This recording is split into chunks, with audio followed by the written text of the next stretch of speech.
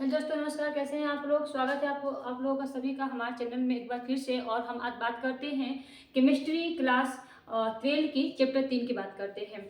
Chapter 3 में सबसे important अगर है तो वो आपका डेनियल सेल, क्योंकि यहाँ से सारे केमिस्ट्री की मतलब चैप्टर 3 की शुरुआत हुई है।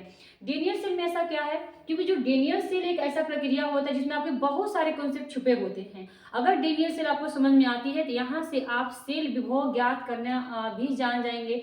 अगर आपने सेल विभव समझ लिया तो आपको गिब्स ऊर्जा निकालना, नर्नट समीकरण जो कि आपका फेमस समीकरण एक होता है सेल विभव ज्ञात करने के लिए, मानक सेल विभव, सबकी बात आपकी इसी में छुपी होती है। इसीलिए डेनियल सेल जो होता है वो बहुत बहुत बहुत इंपॉर्टेंट टॉपिक होता है।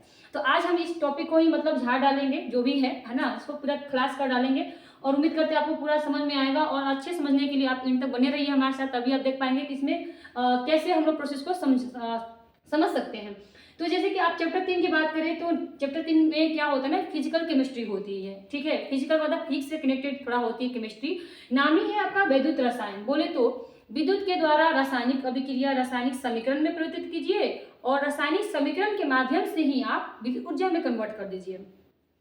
वैद्युत और रसायन का एक ऐसा कॉम्बाइन है कि विद्युत के द्वारा आपका केमिस्ट्री चलेगा। केमिस्ट्री कब चलता है? जब समीकरण में बनती है, समीकरण में बनती है। तो विद्युत के द्वारा आप समीकरण कीजिए और इसी समीकरणों से क्या कीजिए, फिर से विद्युत ऊर्जा उत्पन्न कीजिए। यही आपका होता है वैद्युत रसायन। और इस वाले को, इस जेनियर सेल में भी सेम टू सेम आपका यही चलने वाला है। पहले हम विद्युत के द्वारा रासायनिक समीकरण करेंगे और इन्हीं समीकरण के माध्यम से फिर हम विद्युत धारा प्रवाहित करेंगे।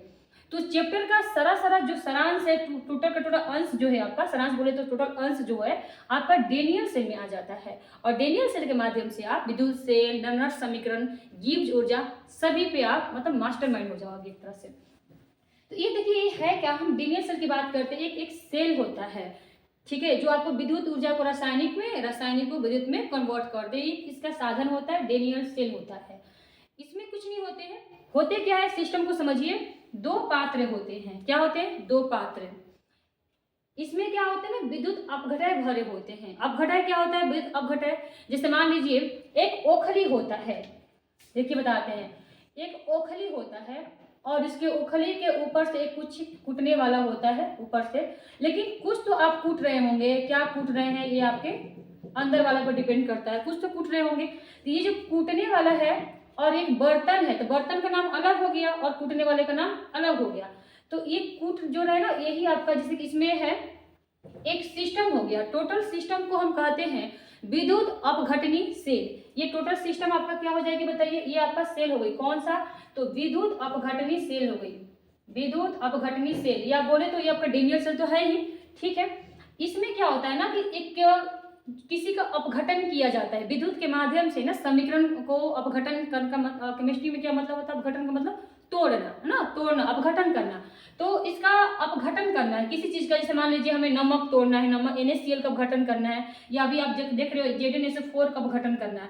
तो जो आप लिक्विड रूप में लोगे ना यहाँ पे, जिसको अपघटन करना है, सांद्रता होती है तनु या क्षार जो भी है, तो उसी चीज को हम बोलते हैं विद्युत अपघटन। मतलब जिसको विद्युत के माध्यम से तोड़ना हो उसको यहाँ डालिए, जिसको भी तोड़ना हो। और उसको क्या कहेंगे हम लोग? विद्युत अपघटय कहेंगे। करना क्या है आपको? दो पात्र में दो विद्युत अपघटय लेने हैं, वो भी प्रबल विद्युत अपघटय। प्रबल का मतलब ऐसा आयन वाले यौगिक होना चाहिए जो एक बार में दो दो आयनों में स्पष्ट रूप से टूट जाए। जैसे कि आप किसकी बात कर रहे हो? NaCl की बात कर रहे हैं हम। NaCl में क्या होता है, ये दो भागों में टूट जाएगा, Na+ और Cl-, मतलब ये प्रबल विद्युत अपघटय है। दुर्बल कौन होता है? जो आसानी से आयनों में नहीं टूटता हो, है ना। मतलब जैसे कि कितना आसानी से टूट गया, Na अलग हो गया, Cl अलग हो गया, तो ऐसे को हम लोग बोलते हैं प्रबल विद्युत अपघटय। तो यहाँ हम लोग लेंगे प्रबल विद्युत अपघटय। ठीक है, और ध्यान दीजिएगा, जिसका आपका विलयन रहेगा ना उसी का क्षण इसमें रहना चाहिए। जैसे कि मान के चलिए ZnSO4 का आपका विलयन है तो जिंक का ही क्षण डुबाइएगा। क्षण का मतलब मोटा क्षण से मतलब नहीं है। जैसे आप वायर देखते हो ना, जैसे तार में होता है ना, तांबे का तार, पतले पतले महीन महीन, तो उसे क्षण, अब क्षण होने का मतलब मोटा क्षण नहीं, मतलब पतला सा वायर ही, क्योंकि बहुत छोटी छोटी महीन प्रक्रिया होती है। आपके मोबाइल की कीट में लगाए गए होते हैं ना, ऐसा डेनियल सेल या वैसे होते हैं। अब देखिए इसमें क्या है, इस मोबाइल हाथ को जो घड़ी होती है ना, वॉच, उसमें भी ये सब सेल फिट किया गया होता है। तभी तो आपका ये चार्जिंग के माध्यम से भी चलती है और बिना चार्ज वाले भी कोई होते हैं। ठीक है। जो चार्जिंग के माध्यम से होते हैं वो द्वितीयक सेल होते हैं, ताकि उनको फिर से चार्ज करे, करंट दे, फिर अब रासायनिक अभिक्रिया हो, इस रासायनिक अभिक्रिया से फिर से पूरा सिस्टम चले, आपका बैटरी चले, है ना। तो बैटरी में ये लगाए गए होते हैं। बैटरी भी दो टाइप के होते हैं, प्राथमिक और द्वितीयक। प्राथमिक मतलब कुछ ऐसे सीमित अपघटय वाले होते हैं ना। सीमित अपघटय का मतलब होता है इसमें करंट का मतलब नहीं है, सीमित है, और इस रासायनिक समीकरण से आपका चलता रहेगा, बैटरी चलता रहेगा, और एक दिन जब खत्म होगा सारा सा प्रोसेस खत्म, बैटरी फेंक दीजिए, खत्म हो गया। अब देखिए इसमें है क्या कि जिंक वाले यौगिक में आपको जिंक वाला क्षार डालना है, कॉपर वाले यौगिक में आपको कॉपर वाला क्षार डालना है। इतना प्रोसेस आप कर लेंगे, ठीक है। दोनों को एक वायर से कनेक्ट कर देना है, स्विच भी यहाँ पे कर देना है, कनेक्ट कर देना है। अब जैसे ही आप स्विच ऑन करेंगे तो करंट इन दोनों से होते हुए छड़ पे जाएगा, और छड़ आपके क्या है, धातु के हैं। आप देख सकते हो कॉपर इलेक्ट्रोड कह रहे हैं, इलेक्ट्रोड नहीं है, इलेक्ट्रोड है। छड़ को ही क्या कहा जाता है, इलेक्ट्रोड कहा जाता है। तो जैसे ही आप यहाँ से पहले पता है ना, विद्युत धारा दीजिए, फिर रासायनिक अभिक्रिया लीजिए, इन्हीं रासायनिक अभिक्रियाओं से फिर से विद्युत धारा प्रवाहित कीजिए, इसी को कहते हैं हम लोग विद्युत रसायन कहते हैं। यहाँ से करंट देने के बाद क्या होगा, आपका दोनों तरफ वायर से होते हुए दोनों धातुओं पे करंट जाएगा, पास होगा। पता है धातु कितना जल्दी पास करती है, सुचालक भी इसको कहते हैं, कंडक्टर कहते हैं। अब देखिए इन दोनों में से करंट होते हुए कहाँ चला जाएगा, आपके बिलियन में चला जाएगा। कहाँ चला जाएगा, बिलियन में। सभी को पता है अगर इस बिलियन में क्या है तो Zn-SO4 है। सभी को पता है इस बिलियन में क्या है, कॉपर SO4 है। तो जो जिंक SO4 है, करंट आते ही आयन में टूट जाएगा। किसमें टूट जाएगा, आयन में। बोले तो जिंक प्लस प्लस और SO4 minus minus, zinc plus plus SO4 minus minus, मतलब इस बिलियन में बहुत सारे जिंक प्लस हो जाएंगे और बहुत सारे SO4 माइनस हो जाएंगे, क्योंकि ये बिलियन में एक जिंक सल्फेट तो होगा नहीं, बिलियन का मतलब बहुत सारे जिंक सल्फेट हो गए, तो इसका मतलब बहुत सारे Zn प्लस बन गए, बहुत सारे SO4 माइनस बन गए। सेम प्रक्रिया यहाँ भी होने वाला है। जब यहाँ से करंट आया होगा, इस बिलियन में जितने भी कॉपर सल्फेट हैं सबको आयनों में तोड़ दिया होगा, मतलब कि कॉपर प्लस और SO4 minus minus, copper plus plus और SO4 माइनस माइनस, तो ऐसे आयनों में टूट गए होंगे, ठीक है। यानी कि आपने क्या किया, विद्युत धारा के माध्यम से एक रासायनिक अभिक्रिया करवा दिया। ये रासायनिक अभिक्रिया ही तो था। अपघटन होना भी एक रासायनिक अभिक्रिया होती है। कोई भारी यौगिक का टूटना, आयनों में टूटना भी एक रासायनिक अभिक्रिया का भाग है। इसको हम लोग वियोजन विघटन अभिक्रिया कहते हैं। हाँ, ये विद्युत के माध्यम से टूटा तो इसको हम विद्युत अपघटन भी कहेंगे, ठीक है। तो ये क्या हो गया, अपघटन आयनों में टूट गया, ठीक है। यहाँ के बाद एक मेन टॉपिक आप देखिएगा कि ये दोनों धातु में से आपका प्रबल धातु कौन सा है। जिंक और कॉपर में से प्रबल आपका जिंक है। क्यों, क्योंकि जिंक के पास 30 इलेक्ट्रॉन है, परमाणु संख्या 30 होता है, और कॉपर के पास 29 इलेक्ट्रॉन है, परमाणु संख्या कितना होता है, 29 होता है। तो इन दोनों की तुलना में जो प्रबल धातु, धातु दोनों ही है, लेकिन दोनों में से जो प्रबल धातु हुआ वो आपका कौन हो गया, जिंक हुआ कि नहीं हुआ ना। अरे बाबा, जिंक और कॉपर दोनों तो धातु ही है और दोनों करंट पास करते, नो डाउट, लेकिन इन दोनों में से कोई तो होगा जो कि बहुत ज्यादा शक्तिशाली होगा, सक्रिय होगा। भाई तुमसे हम ज्यादा सक्रिय हैं, कोई तो होगा। जी हाँ, एक जिंक ही है जो इससे ज्यादा सक्रिय है। तो भाई बोलेगा कि भाई हम तुम्हारे से बड़ा भाई हैं, है ना, हम बड़ा भाई हैं। तो जो आप लोग जानते होंगे ना कि धातुओं में क्या होती है ना, इलेक्ट्रॉन त्याग करने की क्षमता होती है कि नहीं होती है। तो अब ये कहेगा जिंक, सुन भाई कॉपर, मैं बड़ा भाई हूँ तो मैं जिंक पहले त्याग करूंगा, है ना। हालांकि तुम भी कर सकते हो, लेकिन तुमसे मैं बड़ा भाई हूँ तो मैं पहले जिंक त्याग करूंगा। यानी कि कॉपर और जिंक में से जो जिंक होगा वो क्या करेगा, जो आप छड़ देख रहे हो, ये अपने में से जिंक, करंट मिलते ही जिंक का त्याग करने लगेगा। अर्थात आप लोग जिंक त्याग का अर्थ समझते हैं। जिंक त्याग का मतलब क्या होता है, देखिए क्या होता है जिंक त्याग का मतलब कि पहले वो जिंक था, अब वो इलेक्ट्रॉन त्याग करेगा। कितना, 2 इलेक्ट्रॉन त्याग करेगा, तो 2 प्लस चार्ज लग जाएगा। अगर आप इस चीज को समझते होंगे तो ठीक है, वरना आपको अच्छे समझा देते हैं। ये प्लस का खेल क्या होता है, देखिए जैसे मान के चलिए सोडियम की बात हो रही है। सोडियम का मतलब है इसमें 11 इलेक्ट्रॉन है, सबको पता है। लेकिन अगर आपके पास यहाँ कोई ऐसे लिख दिया होगा तो बताइए इसमें और इसमें क्या फर्क है। यहाँ पे ये टोटल आपका परमाणु है जिसका परमाणु संख्या कितना होता है, 11। यहाँ पे ये सोडियम आयन है, सोडियम आयन है, यहाँ पे सिर्फ सोडियम है, सोडियम आयन है। इसमें परमाणु संख्या कितने हैं, 10 हैं, ठीक है। प्लस लगने का मतलब होता है उसने अपना 1 इलेक्ट्रॉन त्याग कर दिया। देखिए 11 था, 1 प्लस लगने का मतलब उसने 1 इलेक्ट्रॉन त्याग कर दिया है, तो कितना बच गया, 10 बच गया। अगर यहाँ पे हम 2 लगा दें तो 11 पहले था लेकिन इसने 2 त्याग कर दिया, मतलब अब कितने रह गए, 9 रह गए। तो जो धातु जितना इलेक्ट्रॉन का त्याग करता है, मतलब दान करता है, डोनेट करता है, उतना उस पर चार्ज लग जाता है। ठीक है, और ये धातु में ही गुण होता है इलेक्ट्रॉन का त्याग करना है। और इलेक्ट्रॉन का त्याग करना क्या कहलाता है बताइए, ऑक्सीकरण कहलाता है। इलेक्ट्रॉन का त्याग करना क्या कहलाता है, ऑक्सीकरण कहलाता है। तो इसी तौर पे हम जानते हैं कि ये जिंक क्या कर रहा है, जिंक इलेक्ट्रॉन का त्याग करेगा, यानी कि यह घटना कहाँ हो रही है, ये घटना क्या कहेंगे हम लोग, ऑक्सीकरण कहेंगे। और ऑक्सीकरण जिस घटना को होती है उसको हम एनोड भी कहते हैं। क्या कहते हैं, एनोड। क्या कहते हैं, एनोड कहते हैं। अगर ये एनोड हो गया तो ये क्या हो गया बताइए, ये आपका हो गया कैथोड। क्या हो गया, ये कैथोड। अब समझिए इस बात को हुआ क्या, जिंक को हो गया भाई नशा चढ़ गया, हम बड़े हैं और ये कह रहा है कि हम अपने अंदर से इलेक्ट्रॉन का त्याग करेंगे। तो जिंक अपने अंदर से इलेक्ट्रॉन त्याग करता है कैसे, देखिए ये क्षार है जिसका सूत्र क्या होता है, जिंक होता है। लेकिन इसने अपने अंदर से तो इलेक्ट्रॉन त्याग करना शुरू कर दिया है, तो ये आपका Zn++ बनेगा और साथ में 2 इलेक्ट्रॉन का त्याग करेगा, है ना। भाई जिंक था प्रोफेट, लेकिन इसने 2 इलेक्ट्रॉन का त्याग कर दिया, तब तो 2 प्लस लग गया। समझिए इस बात को। तो ये सारे देखिए, ये कठोर अवस्था होता है, ये क्या होता है, ठोस अवस्था की पहचान होती है, और ये क्या होता है ना, पिघली हुई अवस्था की पहचान होती है। अरे भाई हम एक ज्वाइंट फैमिली में थे, मतलब कि अभी हम जिंक थे, लेकिन हमने जब 2 इलेक्ट्रॉन का त्याग कर दिया ना, हम एक टूटी हुई अवस्था में आ गए, अब हमारा प्यार परिवार बिखर गया। तो ये अभी ठोस अवस्था में था, जिंक क्षण के रूप में था, लेकिन इसमें क्या, इस दोनों में करंट पास हो रहा था। और करंट पास होने से क्या होगा ना, इन दोनों में मतलब ये हुआ कंपटीशन कि भाई तुमसे हम बहुत ज्यादा प्रबल हैं, है ना। तो इसीलिए हम ऑक्सीकरण करेंगे। ऑक्सीकरण का मतलब जिंक से क्या होगा, 2 इलेक्ट्रॉन त्याग करेगा और जिंक प्लस बन जाएगा। तो जो इलेक्ट्रॉन जो सारे बहुत सारे जिंक होंगे, सारे लोग क्या बन रहे हैं, जिंक प्लस प्लस बनने लगे। सारे लोग जिंक से क्या बनने लगे, जिंक प्लस प्लस बनने लगे। तो जिंक प्लस प्लस भाई अब ठोस तो है नहीं, इस सारे पानी इस विलयन में झरने लगेंगे, मतलब विलयन में खड़ा तो है ही, सारे इसमें से गल गल के जिंक से जिंक प्लस बन के इसमें विलयन में जलने लगेंगे। तो इसका क्या हुआ, तो सारे जो 2 इलेक्ट्रॉन इसने त्याग कर रहा है ना, अब ये उल्टी दिशा में प्रवाहित होना शुरू कर देंगे ना, यहाँ से कनेक्शन है। अब इस तार को पकड़ के अब विद्युत धारा बंद हो गया, अब एक नया धारा प्रवाहित हो गई भाई। अब ये इलेक्ट्रॉन इस तार को पकड़ के ना, इस तार को पकड़ के ऐसे इस वाले तार पे आ गया। ठीक है, देखिए यहाँ पे ऑक्सीकरण हुआ, जिंक ने इलेक्ट्रॉन का त्याग कर दिया, तो इलेक्ट्रॉन जो त्याग किया वो इलेक्ट्रॉन कहाँ जाएंगे, इलेक्ट्रॉन इस तार के माध्यम से करंट, देखिए इलेक्ट्रॉन का जाना ही आपका करंट होता है। अब बीच में छोड़कर करंट लग जाएगा, तो ये इलेक्ट्रॉन जाने लगा। अब देखिए धारा कैसे जाने लगी, विद्युत से रासायनिक अभिक्रिया हुई थी, और यही रासायनिक अभिक्रिया देखिए विद्युत धारा चलाने लगे ना, चलना ही क्या होता है, विद्युत धारा होता है। अब ये इलेक्ट्रॉन क्या हो गए, इस छड़ से होकर इस छड़ पे जाने लगे। अब इस छड़ पे क्या है कि कॉपर का जो विलयन दिख रहा है, अब इससे तो प्रॉब्लम, ये तो अब इलेक्ट्रॉन त्याग करेगा नहीं, एक इसका बड़ा भाई कर चुका है इलेक्ट्रॉन का त्याग, इसको बोलते हैं ऑक्सीकरण। अब देखिए इस विलयन में बहुत सारे कॉपर प्लस है, और इस छड़ पे आने लगा इलेक्ट्रॉन आने लगा, इस छड़ पे क्या आने लगा, इलेक्ट्रॉन आने लगा, बहुत सारे इलेक्ट्रॉन आने लगे। तो अब इलेक्ट्रॉन खुद आ रहे, हम खुद क्या करें, ऐसा तो हो नहीं सकता।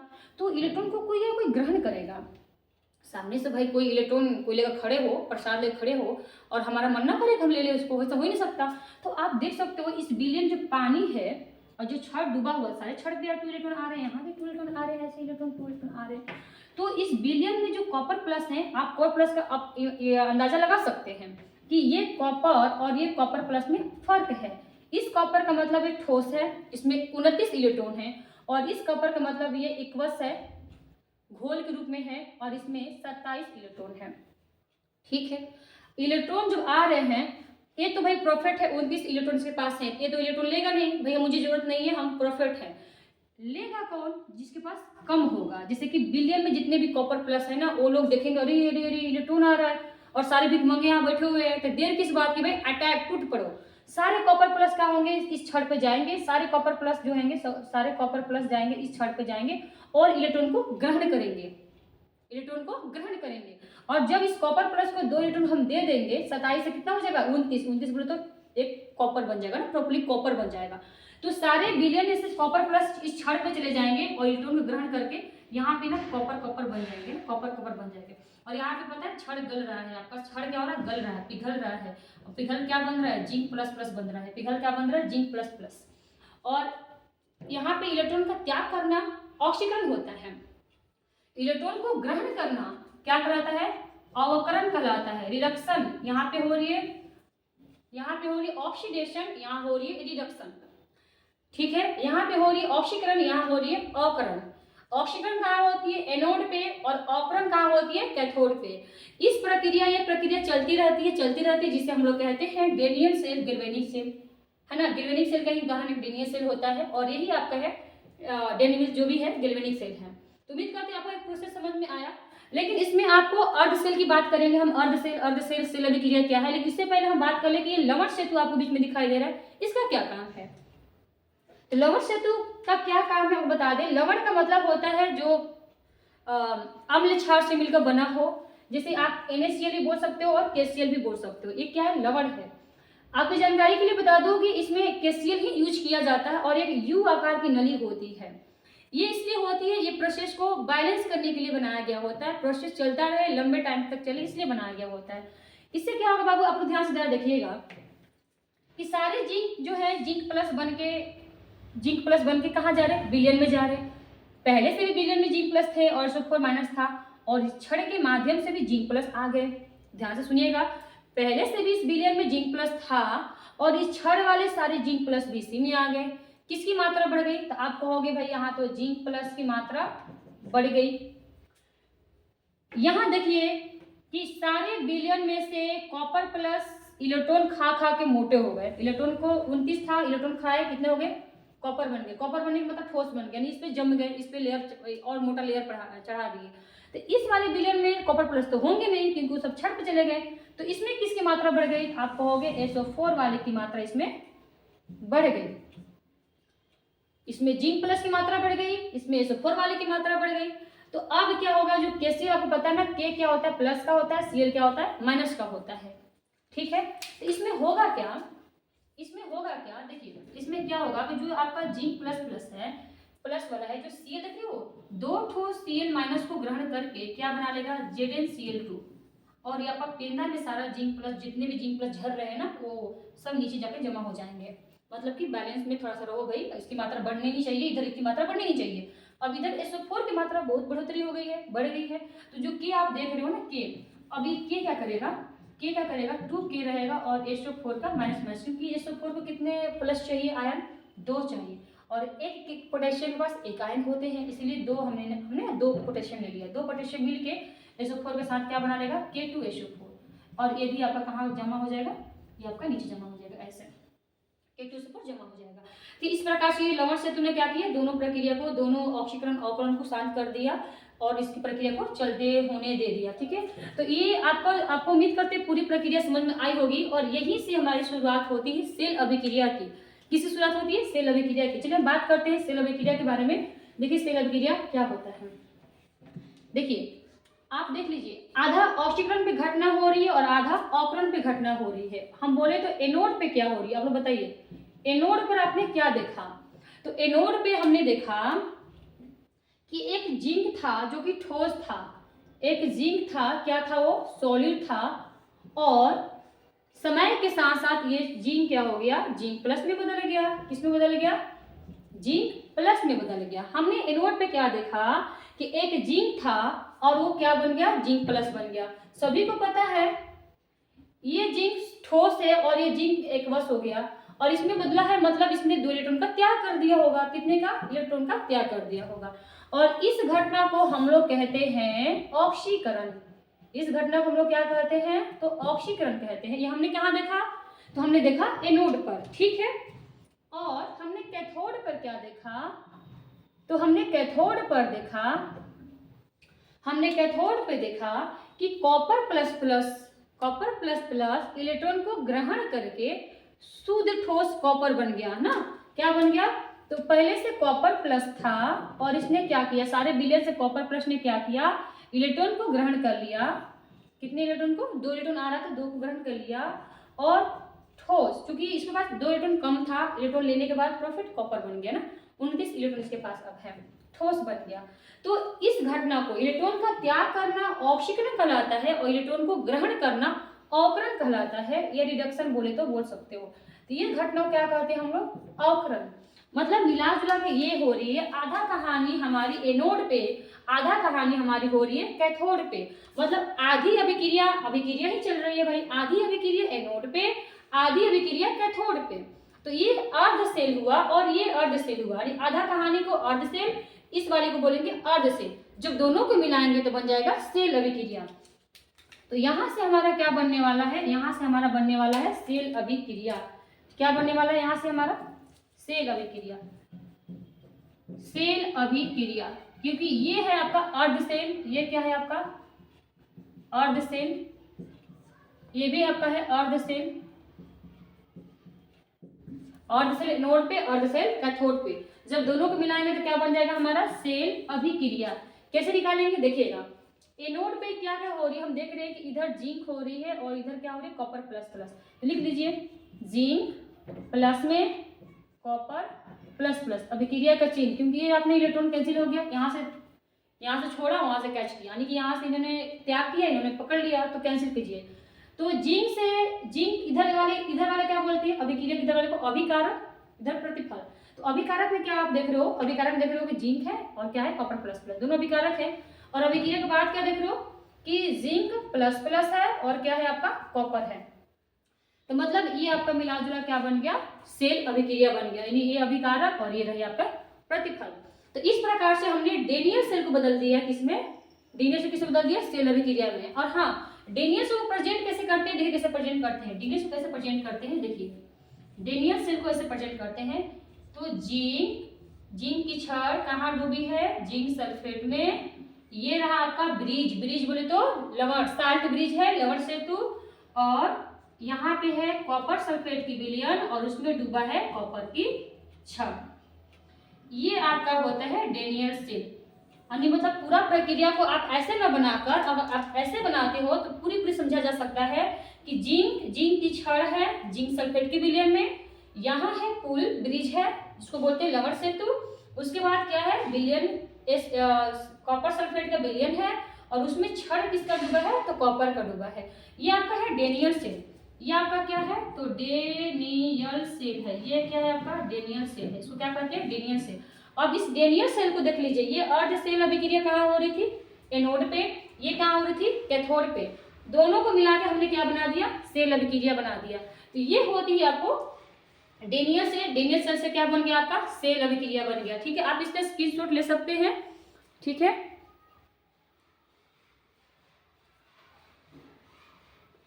तो हम लोग और एग्जाम्पल इस पे करेंगे कि किस प्रकार से हम लोग डेनियल सेल को सेल अभिक्रिया में बदलते हैं। कुछ एग्जाम्पल हम लेते हैं, आप लोग तब तक इसको स्क्रीनशॉट लीजिए। चलिए, दो क्वेश्चन के माध्यम से हम समझेंगे कि किस प्रकार से डेनियल सेल को एक सेल अभिक्रिया में हम बदल सकते हैं। ठीक है, आपको कुछ करना नहीं है, यहाँ पे आप देख सकते हैं क्या है। तो आपको समझना है कि कॉपर की छड़ कहाँ डूबी है? कॉपर वाले विलयन में। फिर एजी वाले विलयन में क्या है? तो एजी है। एजी वाले विलयन में क्या है आपका? एजी है। ठीक है, तो यहाँ से हमें क्या करना है, इसको मतलब कि एनोड मान लेना है, कैथोड मान लेना है और हमें सेल अभिक्रिया बनाना है। कैसे? देखिए, आप खुद देखिएगा, ये एजी कॉपर से क्या हो जा रहा है? कॉपर प्लस हो जा रहा है। ये कॉपर से क्या हो जा रहा है? कॉपर प्लस, मतलब इसने इलेक्ट्रॉन का त्याग कर दिया। और ये त्याग करना क्या होता है? ऑक्सीकरण। मतलब ये घटना कहाँ हो रही है हमारी? एनोड पे। तो लिख देंगे एनोड पर। एनोड पर क्या हो रही है? तो कॉपर से क्या बन गया? तो कॉपर प्लस प्लस बन गया। कॉपर से क्या बन गया? कॉपर प्लस प्लस बन गया। और जब कितने इलेक्ट्रॉन त्याग कर रहा होगा? 2। और इस घटना को हम क्या कहते हैं? तो ऑक्सीकरण कहते हैं। इस घटना को क्या कहते हैं हम लोग? ऑक्सीकरण। और देखिए, यहाँ पे Ag प्लस था और इसने इलेक्ट्रॉन को ग्रहण करके ना Ag बना होगा। अब जो इलेक्ट्रॉन को ग्रहण करते हैं उसे क्या कहते हैं? अवकरण। और ये घटना कहाँ होती है? तो कैथोड पर होती है। कहाँ होती है घटना? कैथोड पर। तो क्या हो रही है यहाँ पे कि Ag प्लस है और इसने इलेक्ट्रॉन ग्रहण करके क्या बन गया? अपना Ag बन गया। देखिए, ये तो बैलेंस नहीं है, आप बैलेंस भी करना होता। क्योंकि कैसे बैलेंस करेंगे देख लीजिए, विलयन में मान के चलिए Ag प्लस है, लेकिन यहाँ से जो इलेक्ट्रॉन त्याग हुआ है 2 इलेक्ट्रॉन, इसी इलेक्ट्रॉन को कोई ग्रहण करेगा। कौन ग्रहण कर रहा है? Ag। कितना? 2 इलेक्ट्रॉन ग्रहण करेगा। अरे बाबा, Ag तो एक ही इलेक्ट्रॉन ग्रहण करना चाह रहा है, लेकिन आ कितना रहा है? 2 इलेक्ट्रॉन। इसलिए यहाँ पे 2Ag मिलकर 2 इलेक्ट्रॉन ग्रहण करेगा और बना लेगा Ag2। और ये घटना क्या कहलाती है? हमारी अवकरण कहलाती है। क्या कहलाती है? घटना अवकरण। ठीक है, यहाँ अभिक्रिया बैलेंस भी करनी होती है, ध्यान दीजिएगा। इसने 2 इलेक्ट्रॉन का त्याग किया। जब किसी के 2 इलेक्ट्रॉन हम किसी को दे रहे हैं और सामने वाला कह रहा है Ag कि नहीं हम 1 इलेक्ट्रॉन ही लेंगे, तो भाई 2 Ag हो जाओ ना, 2 Ag हो जाओ। 2 Ag, 1 Ag का 1 इलेक्ट्रॉन चाहिए तो 2 Ag को 2 चाहिए, दोनों मिलकर ग्रहण करेगा तो क्या बन जाएगा? Ag2 बनाएगा। और यहाँ से हम बना देंगे सेल अभिक्रिया। क्या बनाएंगे? सेल अभिक्रिया। कैसे बनाएंगे? देखिए यहाँ से कैसे करें, दो इलेक्ट्रॉन कैसे कीजिए, अभिक्रिया के इधर जो है लिख लीजिए, ये आपका है सेल अभिक्रिया। सेल अभिक्रिया क्या क्या देख रहे हो, कॉपर प्लस का चिन्ह देना पड़ेगा, ये क्या है आपका 2Ag+, अभिक्रिया का चिन्ह। अभिक्रिया के बाद क्या क्या है, इधर है Cu++ और फिर क्या है आपका Ag2, ये आपका रह गया सेल अभिक्रिया। ये 2 नंबर क्वेश्चन आते हैं बोर्ड एग्जाम में, ठीक है। और आपके ये डेनियल सेल से क्या बन गया, सेल अभिक्रिया बन गया। इसी प्रकार से आप इसको बना सकते हैं, आपका होमवर्क है, ठीक है। आपने क्या देख रहा है, सीधे Cd+ बन गया और P+ से क्या बन गया, Pb बन गया। आपको खुद ही ट्राई करना है, टेस्ट के पास ये बनेगा। और आपको उम्मीद करते हैं आपको डेनियल सेल से पूरी प्रक्रिया समझ में आई। अगले वाले लेक्चर में हम लोग बात करेंगे सेल विभव के बारे में बात करेंगे, सेल विभव कैसे ज्ञात किया जाता है और मानव सेल विभव फिर नर्स जो भी है देखते हैं, तो वो हम लोग नेक्स्ट वीडियो में बात करेंगे। तब के लिए आप लोग पढ़ाई कीजिए, इस प्रोसेस को एक बार 2 बार देखिए। उम्मीद करते हैं आपको फर्स्ट टाइम में समझ में आ गया होगा किस प्रकार से ऑक्सीकरण हो रहा है, कहाँ अवकरण हो रहा है, दोनों मिला के मतलब जो भी घटनाएं हो रही है डेनियल सेल। और ये आपकी जो है बैटरियों में लगाई गई होती है, ऐसी घटना जो होती है बैटरीज में होती है, चाहे आपका चार्ज करने वाला बैटरी हो या बिना चार्ज करने वाला बैटरी हो। कोई बैटरी ऐसा होता है जो आप फेंक देते हैं, मतलब ये जो सिस्टम प्रक्रिया चल रही है ना वो खत्म हो गई, आपने फेंक दिया। और कोई बैटरी ऐसी होती है जिसको आप बार बार चार्ज कर सकते हो, जैसे मोबाइल, इन्वर्टर, ये आपकी द्वितीयक सेल कहलाती है, रिवर्सिबल होती है, इसको पुनः आप उपयोग में ला सकते हैं। मतलब कि करंट के माध्यम दीजिए, घटना होने लगी, फिर घटना से चलने लगी, 100% चार्ज हुई, 100% चलेगी, है ना, ऐसा होता है। तो ये वाली आपकी बैटरी की भी बात करेंगे एक दिन बाद। तब तक आप लोग ठीक है, आप लोग पढ़ाई कीजिए, मस्त रहे। बाय, मिलेंगे नेक्स्ट वीडियो में।